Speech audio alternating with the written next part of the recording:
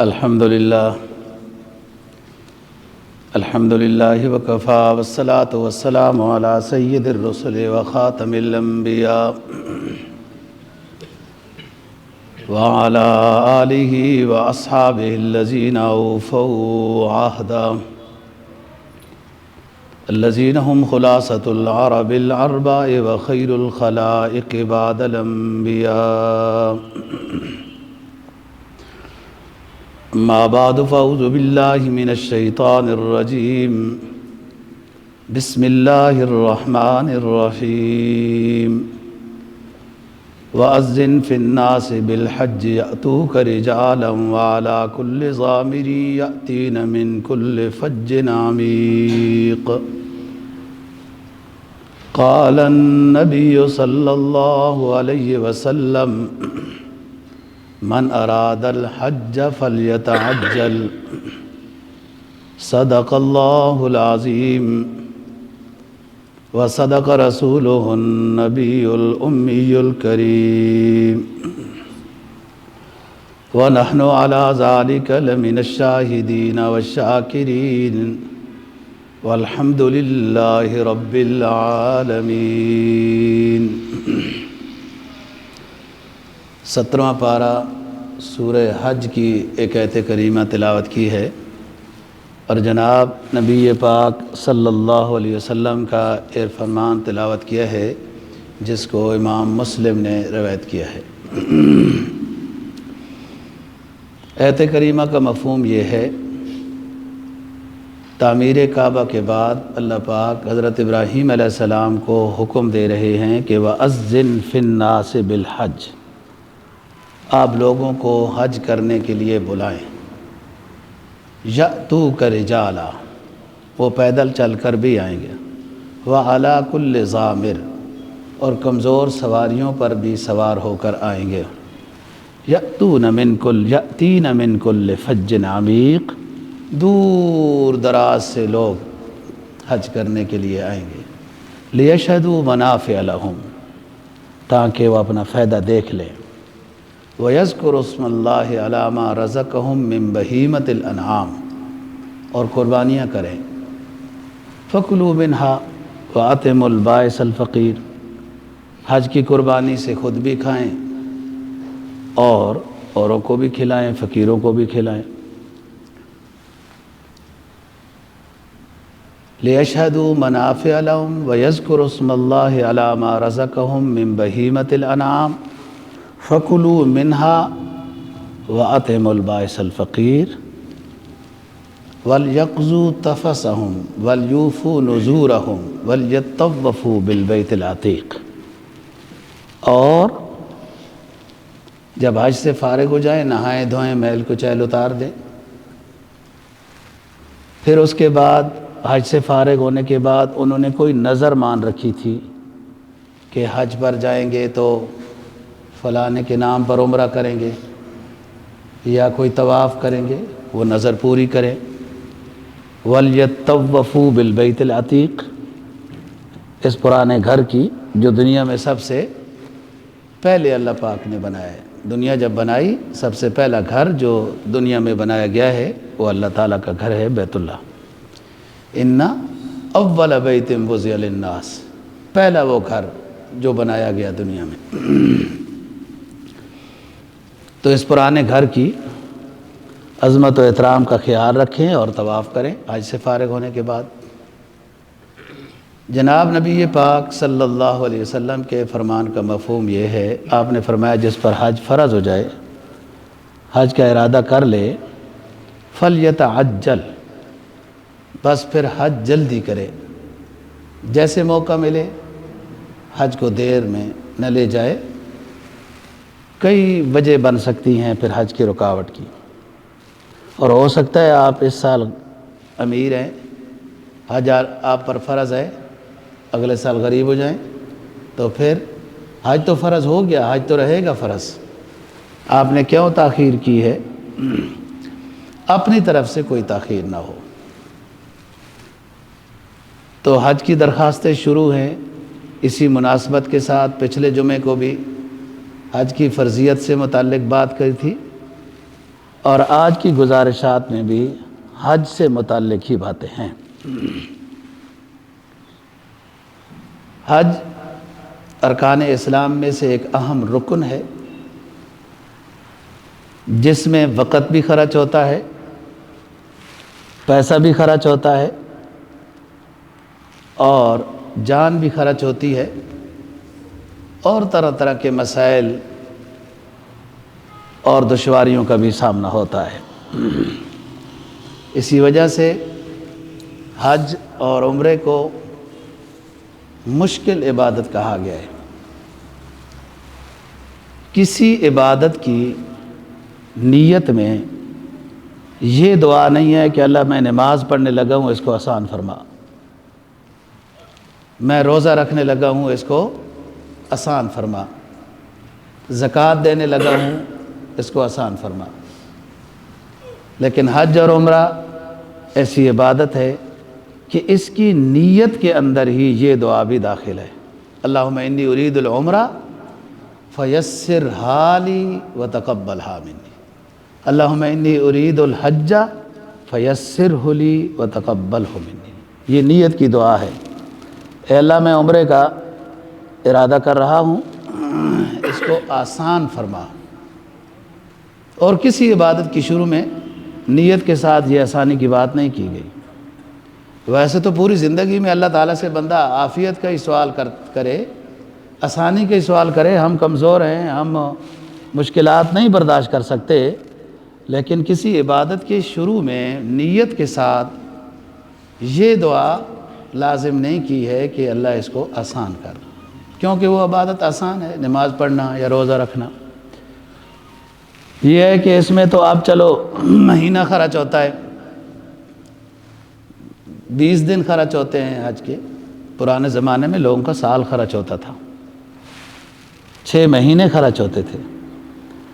اسی وجہ سے تو حکم ہے نا کہ اپنا لین دین معاملات حج سے پہلے کلیئر کر کے جائے۔ لوگ اچھی طرح ملاقاتیں کر کے جاتے تھے جب حج عمرے پر جاتے تھے نا جی، کیونکہ واپسی کا امکان ہوتا تھا، یقین نہیں ہوتا تھا۔ 6 مہینے لوگوں کے اکثر لگ جاتے، راستے میں بارشیں، کبھی رکاوٹ، کبھی طوفان رکاوٹ، کبھی موسم کی سردی گرمی رکاوٹ، کبھی بھوک پیاس رکاوٹ، کبھی سواری رکاوٹ، کبھی زیادہ راہ گر گیا، چوری ہو گیا، کبھی قافلے لٹ گئے، حاجیوں کے قافلے لوٹے جاتے تھے۔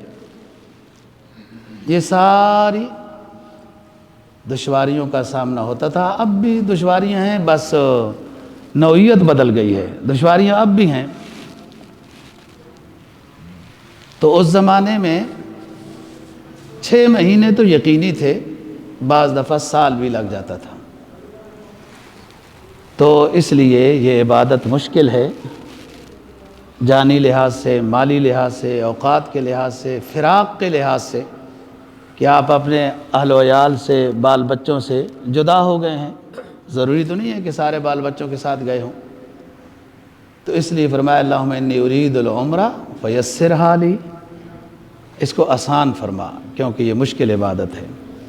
اور اس میں پہلوانی مطلوب نہیں ہے، ارکان کی ادائیگی مطلوب ہے، اس میں کوئی مقابلہ مطلوب نہیں ہے کہ رش ہے تو میں جناب دھکے دے کے آگے چلتا جاؤں، تو میں نے تو کام کر لیا، لوگ رہ گئے، اس سے تو منع کیا گیا ہے۔ آپ دیکھو نا، پہلے 3 چکر اکڑ کر چلنے کا حکم ہے، اور وہ سنت ہے۔ اب رش ہے، آپ اکڑ کر چلیں، بازو ہلا کر چلیں، تو آگے کسی کو بازو لگ جائے گا، وہ ازائے مسلم ہے۔ ازائے مسلم حرام ہے، اکڑ کر چلنا سنت ہے، لہذا حرام سے بچیں، سنت مجبوراً رہ جاتی ہے تو کوئی بات نہیں۔ اسی طرح استلام کی بھی بات ہے کہ حجر اسود کا بوسہ لینا بڑے ثواب ہے، بڑی فضیلت ہے، لیکن اگر بہت مشکلات ہے، رش ہے، اور آپ دیکھتے ہیں کیا حشر ہوا ہے، تو دور سے جس نے استلام کر لیا وہ بھی اسی حکم میں ہے۔ طواف زیارت میں آپ صلی اللہ علیہ وسلم کے لیے تو کوئی رش نہیں تھا نا. جیسے اب حرم کے امام صاحب آتے ہیں، وہ چاہیں بوسہ لینا حجر اسود کا تو ان کے لیے سب کچھ راستہ ہموار ہوتا ہے، ایک بندہ بھی نہیں ہوتا. کئی امام آتے ہیں، بوسہ لیتے ہیں، 2 رکعتیں پڑھتے ہیں. امام صاحبان کے لیے تو یا بادشاہ سلامت جیسے جاتے ہیں ان کے لیے تو کوئی رش نہیں ہوتا، وہ بوسہ لینا چاہیں تو کوئی مشکل نہیں ہے. تو آپ صلی اللہ علیہ وسلم بادشاہ بھی ہیں، امام الانبیاء بھی ہیں. جو حجۃ الوداع ہو رہا ہے، طواف زیارت ہو رہا ہے، تو طواف زیارت بے شک 1 لاکھ کے لگ بھگ 1,24,000 کے لگ بھگ صحابہ اکرام رضی اللہ عنہم تھے. رش تھا، لیکن آپ کے لیے تو کوئی رش نہیں نا. آپ اگر بوسہ لینا چاہیں تو سارے راستے ہموار ہو جائیں گے.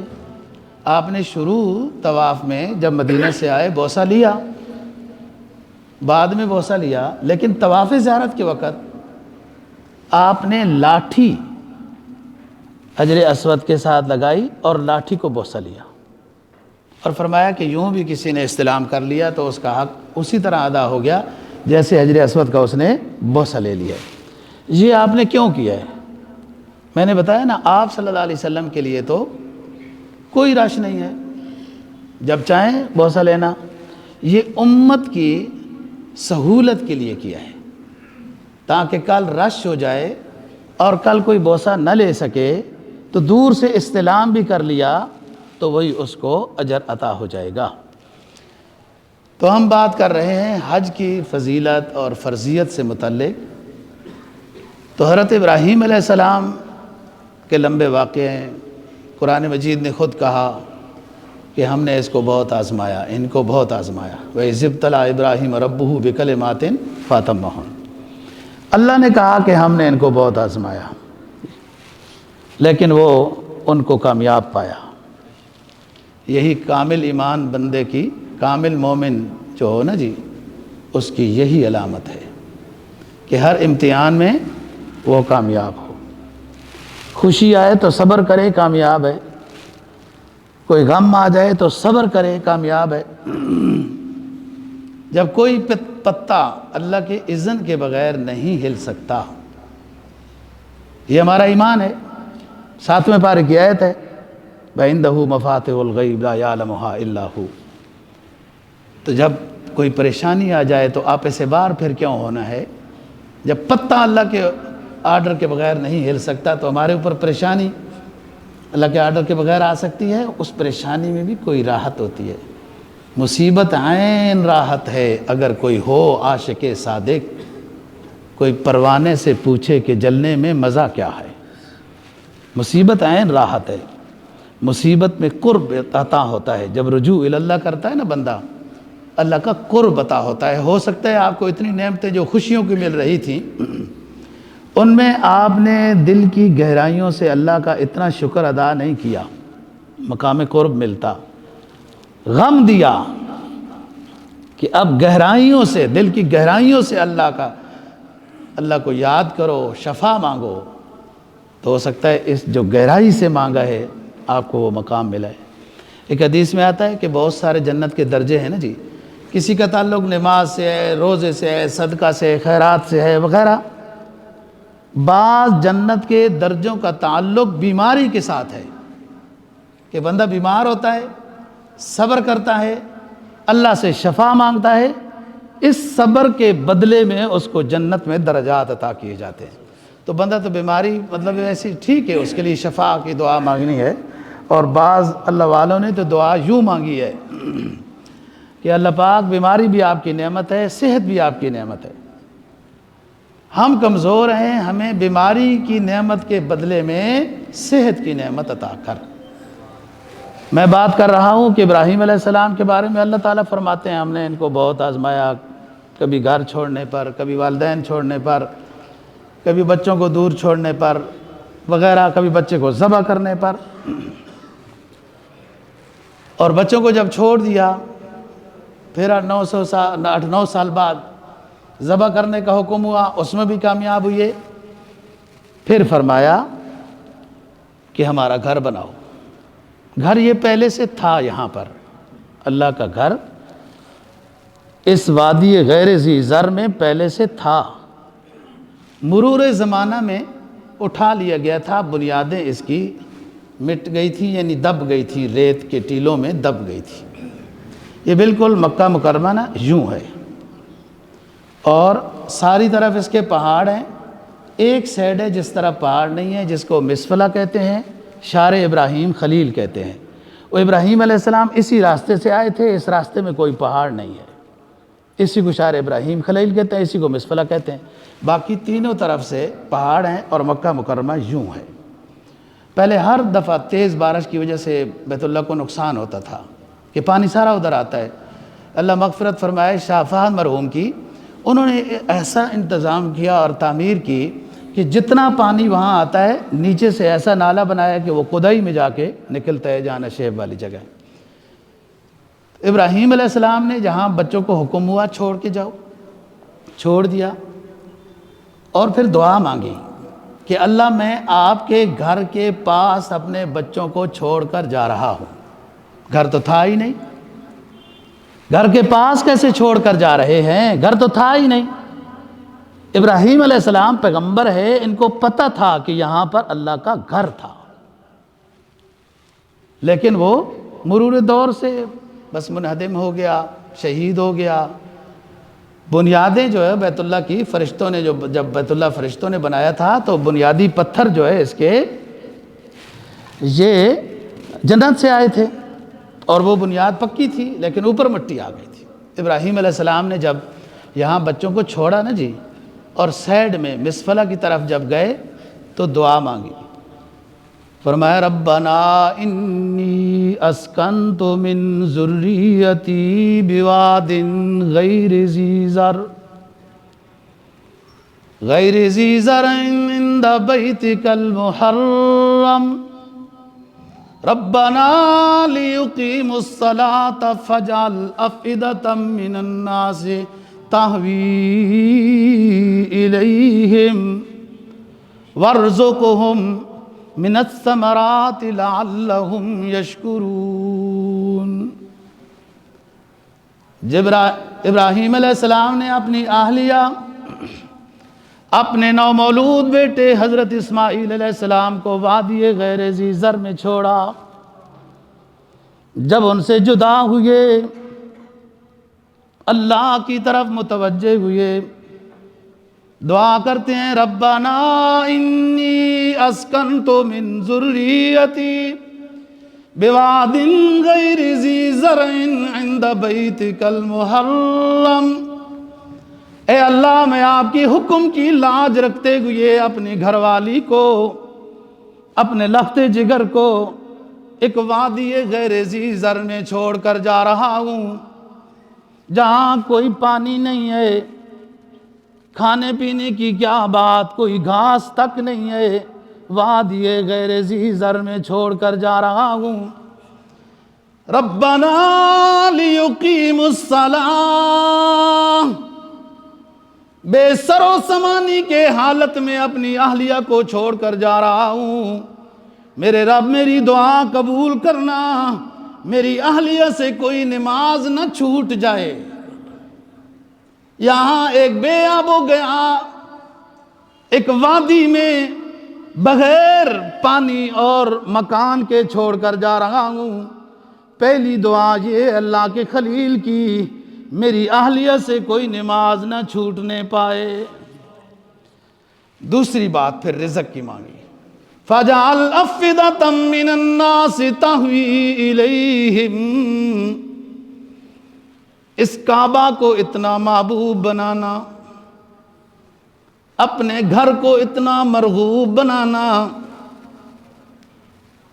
بھلے غلاف تو اس کا کالا ہے، گھر تو وہ چھوٹا سا ہے، کالے پتھروں سے تعمیر کیا گیا ہے، چھوٹا سا گھر تیرا جو تیری رحمت کے برسنے کا مرکز ہے، تیری برکتوں کے برسنے کا مرکز ہے۔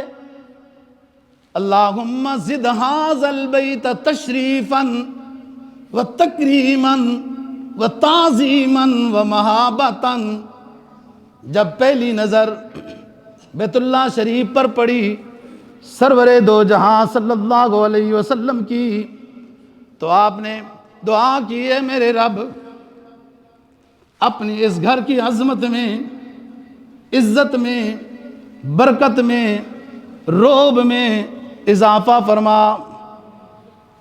اے میرے رب میں وادی غیر ذی زر میں اپنی اولاد کو، اہلیہ کو چھوڑ کر جا رہا ہوں۔ میری پہلی دعا یہ ہے کہ میری اہلیہ سے نماز نہ چھوٹنے پائے، اور میری دوسری دعا یہ ہے کہ یہاں جو گھر ہے تیرا اور بعد میں تعمیر بھی ہونے والا ہے، اس کو اتنا محبوب بنا لوگوں کی نظر میں، لوگوں کے قلوب میں، کہ ہر کسی کا دل بیت اللہ کی طرف لٹکا رہے، اٹکا رہے، جو وہاں جائے واپس آئے پھر بھی اس کی دعا یہ ہو کہ اے میرے رب مجھے اپنا گھر دوبارہ دکھا دے۔ فَجَعَلْ أَفْئِدَةً مِّنَ النَّاسِ تَهْوِي إِلَيْهِمْ، اے میرے رب لوگوں کے دلوں میں یہ بات پیدا کر، وہ کھنچتے ہوئے تیرے گھر میں آئیں، مکہ مکرمہ میں آئیں۔ تیسری دعا کی وَارْزُقْهُم مِّنَ الثَّمَرَاتِ لَعَلَّهُمْ يَشْكُرُونَ، ہر طرح کے میوہ جات اے میرے رب اس شہر کے مکینوں کو عطا کر، اس گھر کی زیارت کرنے والوں کو ہر طرح کے پھل عطا کر۔ اگر کوئی اور چیز مانگی جاتی سمجھ میں آ سکتی تھی، لیکن یہاں تو کوئی گھاس تک نہیں، نہریں نہیں، چشمہ نہیں، پانی نہیں، ڈھیپ نہیں، کوئی باغ نہیں، کوئی کھیتی نہیں، ایسی دعا کی جا رہی ہے بظاہر جس کا پورا ہونا ناممکن نظر آتا ہے۔ یہاں تو گھاس نہیں ہے، ندی نالے نہیں ہیں، آبشار نہیں ہیں، باغات نہیں ہیں، یہاں پھل ہر طرح کے کہاں سے آئیں گے؟ ایمانی وجدان کہتا ہے، او سوچنے والے تو یہ سوچتا ہے کہ یہاں پھل کیسے آئیں گے؟ یہ سوچ پھل کس سے مانگے جا رہے ہیں، وہ تو سبب کا اسباب کا محتاج نہیں ہے۔ اور دیکھو پھر مکہ مکرمہ میں کیسے ہر طرح کے پھل سجے ہوئے نظر آتے ہیں، حاجی خرید بھی رہے ہوتے ہیں، لیکن ان میں کوئی کمی نہیں واقع ہوتی، وہ ڈھیروں کے ڈھیر، اور وہاں تو کوئی پھل نہیں ہوتا۔ یہ ابراہیم علیہ السلام کی دعا کا اثر ہے۔ پھل جنتی میوہ ہے، لوگوں کو پھل اتنے نہیں پسند ہوتے، سموسے پسند ہوتے ہیں جی، اور اس طرح کی جو اپنی مصنوعی چیزیں ہیں نا جی، وہ پسند ہوتی ہیں۔ پھل مفید چیز ہے، قدرتی چیز ہے، قدرتی طریقے سے تیار کیا جائے۔ اب تو ہر چیز کو قدرتی کہتے ہوئے بھی ڈر لگتا ہے کہ پیچھے اس کی غیر قدرت کار فرما ہوتی ہے۔ آج کل کی کھادیں دیکھیں، فلاں دیکھیں، فلاں، جیسے دودھ فائدہ محض ہے، آج کل لوگوں کو نقصان دے رہا ہے کہ وہ دودھ ہو تو تب، شاید شفا کہاں ہے لیکن ہو تو صحیح۔ وہ جو چیز ہے قدرتی، اس میں جو اللہ نے خیر رکھی ہے وہ ضرور خیر ہے۔ جو ہمیں مل رہی ہے ہمارے اعمال بد ہیں، یہ اعمال بد کی ہے پاداش، ورنہ کہیں شیر بھی جوتے جاتے ہیں حل میں۔ قدرت نے ہر چیز پیدا کی، انسان جب اپنی نیچرس سے بدلا تو اس کی غذائیں بھی نیچرل سے بدل گئی۔ یہ بھی اپنی فطرت کو بھولا نا جی، ما خلقت الجن والانس الا لیعبدون، اس کی فطرت تھی یہ، اس کو اللہ نے اپنی عبادت کے لیے پیدا کیا تھا، یہ تو کسی اور کام کے لیے چل پڑا ہے۔ تو جو قدرت نے اس کے لیے قدرتی نعمتیں پیدا کی وہ بھی بدل گئی، پھر وہ اسی کے قبضے میں ہے نا سب۔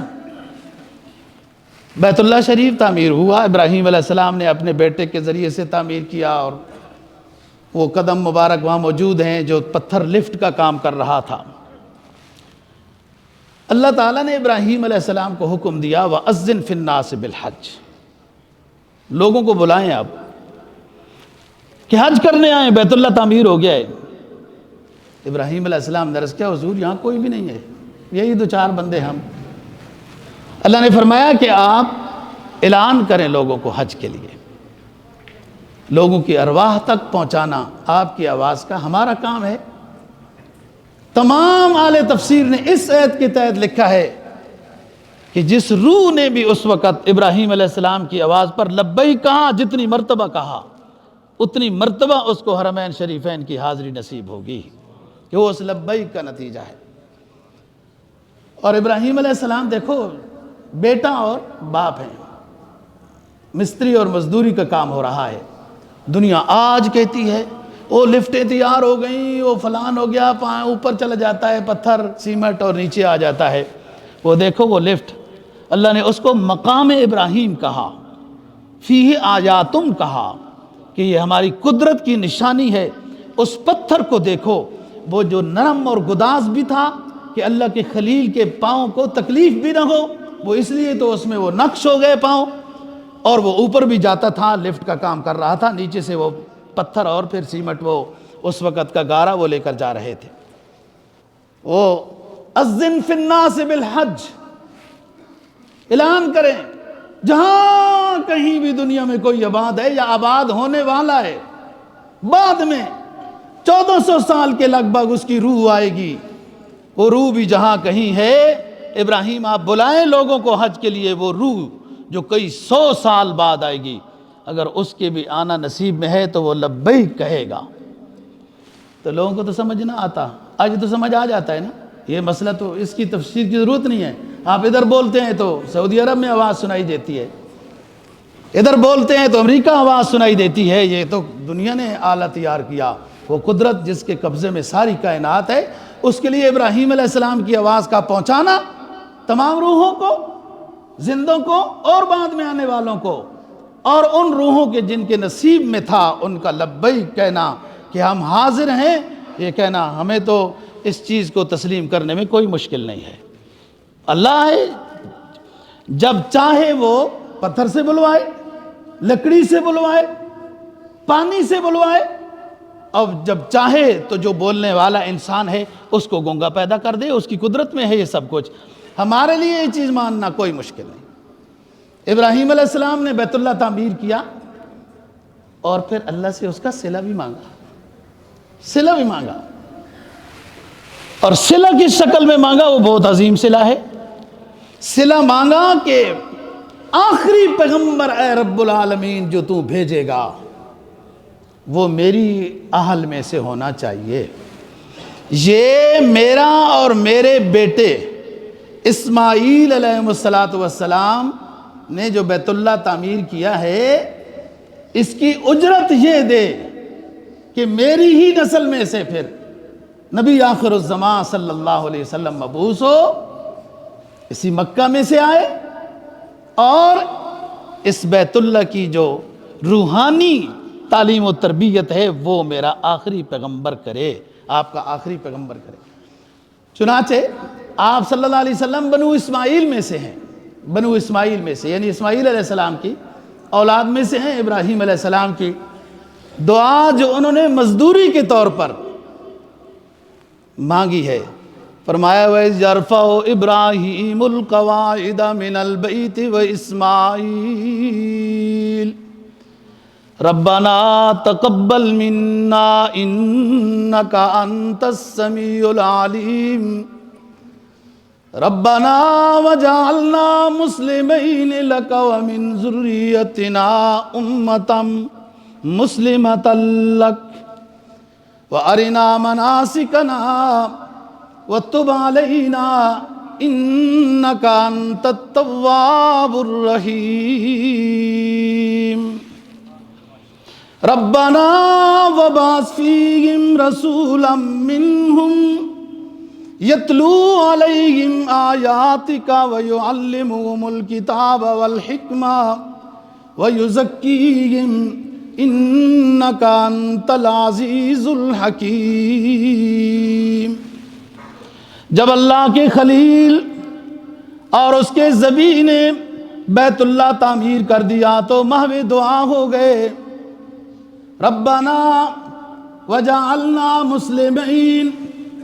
ایک تو ہماری یہ محنت و کوشش قبول کر جو تیرا گھر تعمیر کیا ہے، اذ یرفع ابراہیم القواعد من البیت و اسماعیل، بنیادوں سے جو اٹھا رہے تھے اللہ کا گھر وہ مکمل ہو چکا ہے، بنیادیں پہلے جنت کے پتھروں کی فرشتوں نے بنائی ہوئی تھی، اور ہمیں اپنا تابعدار بنا کے رکھنا۔ ربنا وجعلنا مسلمین لک ومن ذریتنا امۃ مسلمۃ لک۔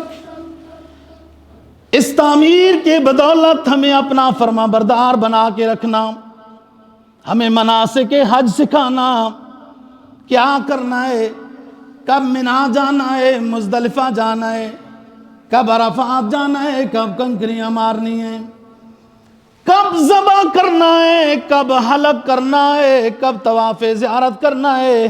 ارنا مناسکنا ربنا ارنا مناسکنا، ہمیں مناسک حج سکھانا تاکہ ان مناسک جو آپ نے بتائے اس کے مطابق حج کریں۔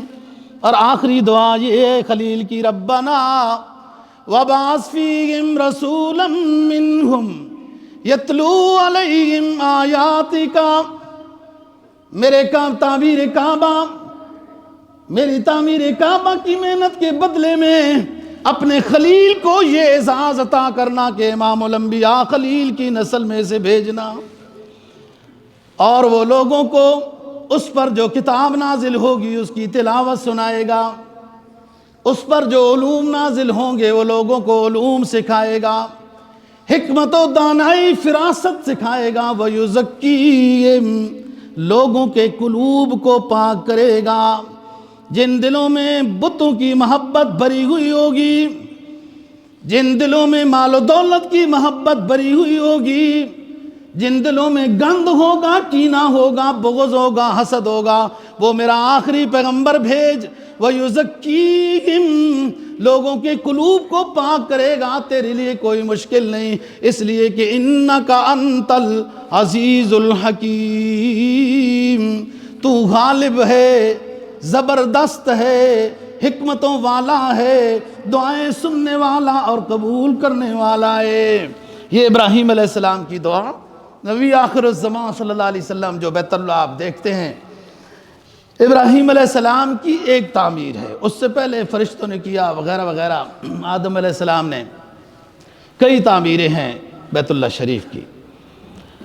اور فرمایا کہ جو شخص حج فرض ہو گیا، من اراد الحج فلیتعجل، اور ایک حدیث میں جناب نبی پاک صلی اللہ علیہ وسلم کا فرمان ہے کہ جو شخص عمرہ کرتا ہے جب موقع ملتا ہے، حج کرتا ہے، حج اور عمرے کی برکت سے کبھی فقر اس کے اوپر نہیں آئے گا۔ سمجھ تو یہی آتی ہے نا کہ پیسہ بہت خرچ ہوتا ہے، لیکن پیسوں کا مالک وہی ہے، خزانوں کا مالک وہی ہے۔ حج اور عمرے کی برکت سے گزشتہ جمعے کو بھی بتایا تھا، گناہ معاف ہوتے ہیں، صحت اچھی ہوتی ہے، اور رزق میں اضافہ ہوتا ہے۔ تو ما امار الحاج قطو، حج کرنے والا، عمرہ کرنے والا کبھی بھی فقیر نہیں ہوتا۔ اللہ تعالیٰ اس کو اپنے خزانے سے جب حج اور عمرہ اس کا قبول ہو، اور ان شرائط اور آداب اور مسائل کے لحاظ سے وہ حج کو کرے نا، لم یرفس ولم یفسق، وہاں جھگڑا، لڑائی وغیرہ اس طرح کی کوئی شکل سامنے نہ ہو، رزق حلال سے حج کرتا ہے، عمرہ کرتا ہے، اس کو یہ فضیلت عطا ہوتی ہے۔ نبی پاک صلی اللہ علیہ وسلم منا میں موجود ہیں، تشریف فرما ہے، کچھ صحابی آتے ہیں آپ سے مسئلہ پوچھنے کے لیے۔ جب قریب پہنچے تو آپ نے فرمایا آپ یہی پوچھنا چاہتے ہو کہ حج ہمیں کیا دے گا، ہمیں حج سے کیا ملے گا، یہی پوچھنا چاہتے ہو؟ انہوں نے کہا حضور یہی پوچھنا چاہتے ہیں کہ حج سے کیا ملے گا۔ آپ نے فرمایا سنو، جب بندہ اپنے گھر سے حج کا احرام باندھ لیتا ہے اور نیت کر کے چلتا ہے، ہر قدم پر اس کو نیکی ملتی ہے اور ایک گناہ معاف ہوتا ہے۔ جب بیت اللہ شریف میں پہنچ جاتا ہے اور پہلی نظر پہ دعا کرتا ہے، اس کی تمام دعائیں قبول ہو جاتی ہیں۔ جب استلام کرتا ہے حجر اسود میدان حشر میں گواہی دے گا، پھر وہ طواف شروع کرتا ہے، ہر طواف پر گناہ معاف اور نیکی ملتی ہے، اور 120 رحمتیں اللہ کی برستی رہتی ہیں ہر وقت حرم پر۔ اور اہل نظر کو محسوس ہوتی ہے۔ خصوصی طور پر حرمین شریفین کو جب آپ دیکھیں نا، نظر ایمان والی ہو تو مخصوص نورانیت محسوس ہوتی ہے۔ فرمایا 120 رحمتیں ہر وقت بیت اللہ شریف پر برستی رہتی ہیں۔ طواف کرنے والوں کو کے حصے میں 60 آتی ہیں، نماز پڑھنے والوں کے حصے میں 40 آتی ہیں، اور صرف بیٹھ کر جو دیکھتا رہے اللہ کے گھر کو، اس کو بھی 20 رحمتیں ملتی رہتی ہیں۔ تو طواف کر رہے ہیں، 60 رحمتیں مل رہا ہے، قدم قدم پر گناہ معاف ہو رہے ہیں۔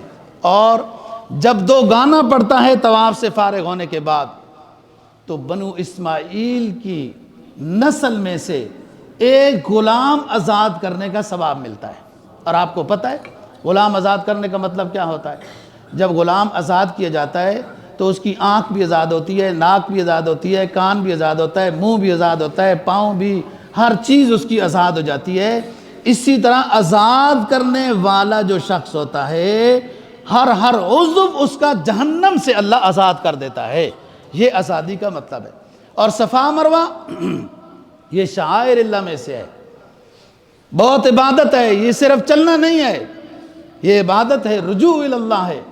70 فرشتے، 70 غلام آزادی کا ثواب ملتا ہے صفا مروہ کی صحیح میں، 70 غلاموں کی آزادی کا ثواب۔ اور رجوع اللہ من شعائر اللہ، ومن حج البیت او اعتمر فلا جناح علیہ ان یطوف بہما ومن تطوع خیر فإن اللہ شاکر علیم۔ صفا مروہ ہماری پہچان کی نشانیوں میں سے ہے، یہ دوسرے پارے کی آیت ہے۔ صفا مروہ ہماری پہچان کی نشانیوں میں سے ہے۔ جو طواف کرتا ہے، حج کرتا ہے، ہمیں راضی کرنے کی کوشش کرتا ہے، ہم اس کی کوشش کے قدردان ہیں۔ شاکر علیم، ہم اس کے شکر گزار ہیں۔ وہ اللہ ہے، اس کو یہ کہنے کی کیا ضرورت ہے؟ یہ عبادت اتنی اونچی ہے کہ اللہ بھی خوش ہو کر یہ فرما رہا ہے کہ ہم قدردان ہیں تمہاری عبادت کے۔ اور جو رکن یمانی مشہور ہے، رکن یمانی یہ پہلے آتا ہے، اس کے بعد پھر دوسرا جو آتا ہے کونا، وہ حجر اسود کا ہے۔ اب قدرت کا نظام دیکھیں، جو رکن یمانی ہے، حدیث میں آتا ہے کہ 70 فرشتے ہر وقت اس پر بیٹھے ہیں، اور اس کا استلام ہے حنفی مسلک میں دور سے ہاتھ بھی لگا دیا جائے، ٹھیک ہے، بعض ائمہ کے نزدیک وہ بھی ہے، دایاں ہاتھ۔ اور جو دعا مانگی جائے رکن یمانی پر ہاتھ لگا کر یا ویسے وہاں گزر کر ربنا آتنا فی الدنیا پڑھتے ہیں، تو 70 فرشتے آمین کہتے ہیں کہ یا اللہ یہ طواف کرنے والا جو دعا کر رہا ہے، اس کی دعا کو قبول کر۔ دعا آپ شفا کی مانگے، دعا آپ رزق کی مانگے، دعا صحت کی مانگے، دعا کاروبار کی مانگے، جو مرضی ہے مانگے دعا۔ اور جس نے دور سے گزرا اور ربنا آتنا فی الدنیا، اس دعا میں بھی کبھی آپ نے غور کیا ہے؟ ربنا آتنا فی الدنیا حسنہ وفی الآخرۃ حسنہ، دنیا پہلے ہے نا، دنیا بھی اچھی ہونی چاہیے، اس لیے اللہ نے دعا میں بھی یہی سکھایا ہے کہ دعا یوں مانگو، ربنا آتنا فی الدنیا حسنہ، اے اللہ پہلے تو دنیا میں بھلائیاں عطا کر۔ بعض رات نے اس کی تفسیر بڑی محدود کر دی، پتہ نہیں ان کو کوئی ایسا دنیا میں دکھ تھا تو یہ تفسیر کر دی کہ ربنا آتنا فی الدنیا حسنہ اے امرأۃ صالحۃ۔ انہوں نے تفسیر یہ کی کہ اللہ پاک دنیا میں نیک بیوی عطا کر۔ صرف نیک بیوی مراد نہیں ہے، بیوی کا متلاشی، یہ ہر نعمت مراد ہے۔ دنیا میں جو نعمت بھی انسان کی ضرورت ہے، ربنا آتنا فی الدنیا حسنہ، پہلے دنیا کی دعا اللہ نے سکھائی، وفی الآخرۃ حسنہ، آخرت بعد میں آئے گی نا، تو فی الآخرۃ حسنہ، آخرت میں بھی اللہ، پہلے تو دنیا ہے وہ بہتر کر، پھر آخرت میں جانا ہے وہ بہتر کر، یہ دعا ہے۔ اب آئیں ادھر رکن یمانی کی طرف۔ رکن یمانی میں 70 فرشتے بیٹھے ہیں، جو بندہ وہاں دعا کرتا ہے فرشتے آمین کہتے ہیں، فرشتوں کی آمین کی وجہ سے دعا رد نہیں ہوتی، وہ دعا قبول ہو گئی۔ آپ نے رزق مانگ لیا، شفا مانگ لی، کوئی بھی چیز مانگنی مانگ لی نا جی۔ اب آ گئے آپ حجر اسود میں۔ حجر اسود میں جس نے استلام کیا، بوسہ لے لیا یا دور سے بسم اللہ اللہ اکبر وللہ الحمد، بس اپنے ہاتھوں کو چوم لیا، اسلام کہتا ہے آپ کا استلام ہو گیا ہے۔ آپ کا نفس کہتا ہے نہیں ہوا، لہذا دھکے لگاؤ، اندر جاؤ اور وہاں گراؤ اور خود بھی گر جاؤ، اور پھر آخر میں پہلوان اتنے ہیں سانس بھی نہیں آتا، ہائے اللہ اکبر لا اللہ اللہ، وہ مطلب یہ ہوتا ہے کہ اب ہمیں اٹھاؤ ہم جانے والے ہیں۔ تو پھر وہ اوپر فوجی بھی کٹ ہوتا ہے، اس کا بھی وہ عربوں کا تو اپنا ماشاءاللہ مزاج ہے، وہ بھی دیکھتا رہتا ہے کیا ہو رہا ہے، وہ کبھی کبھی ہاتھ دے دیتا ہے، نہیں تو دیکھتا بھی رہتا ہے وہ چلو کیا ہو رہا ہے یہ بات۔ تو بات یہ استلام ہو جاتا ہے دور سے بھی۔ رکن یمانی میں آپ نے دنیا مانگے، منع نہیں ہے مانگنا، استلام میں آخرت ملے گی۔ حجر اسود کے استلام میں آپ کی دنیا بھی بن گئی، آخرت بھی بن گئی۔ اب آؤ حدیث کی طرف۔ قال النبی صلی اللہ علیہ وسلم فی الحجر لَيَبْعَثُنَّهُ اللَّهُ تَعَالَى يَوْمَ الْقِيَامَةِ لَهُ عَيْنَانِ يُبْصِرُ بِهِمَا وَلَهُ لِسَانٌ يَنْطِقُ بِهِ وَيَشْهَدُ عَلَى مَنْ اسْتَلَمَهُ بِحَقٍّ۔ رسول پاک صلی اللہ علیہ وسلم نے فرمایا حجر اسود جو پہلے تو اسود نہیں تھا، بنی آدم کے گناہوں نے اسے اسود کر دیا، یہ تو تھا ابیض۔ جس نے حجر اسود کا استلام کیا، لَيَبْعَثُنَّهُ اللَّهُ تَعَالَى يَوْمَ الْقِيَامَةِ، اس پتھر کو اللہ پاک میدان حشر میں گویائی عطا کرے گا، نگاہ عطا کرے گا۔ وَلَهُ عَيْنَانِ يُبْصِرُ بِهِمَا، اس حجر اسود کو دو نگاہیں عطا کی جائیں گی جو استلام کرنے والوں کو میدان حشر میں دیکھے گا۔ وَلَهُ لِسَانٌ يَنْطِقُ بِهِ، اسے زبان عطا کی جائے گی جو میدان حشر میں یہ حجر اسود بولے گا۔ کیا بولے گا؟ وَيَشْهَدُ عَلَى مَنْ اسْتَلَمَهُ بِحَقٍّ، یہ بولے گا ہر اس شخص کے بارے میں گواہی دے گا جس نے اسے بوسہ لیا یا دور سے استلام کیا، درست انداز میں کیا، یہ سفارش کرے گا، اللہ پاک حجر اسود کی سفارش قبول کرے گا۔ قریب جا سکا اچھی بات ہے، نہیں تو دور سے۔ حج عمرہ بہت اونچی عبادت ہے دوستو، اور بڑے سعادت والے لوگ ہیں جن کو اللہ نے یہ استعداد عطا کی، صلاحیت عطا کی ہے۔ تو سستی نہ کرو، بخل نہ کرو، یہ بخل کی یہاں عادت بن چکی ہے، سب کچھ ہو کر بھی بخل، ایسا اللہ ناراض ہوتا ہے۔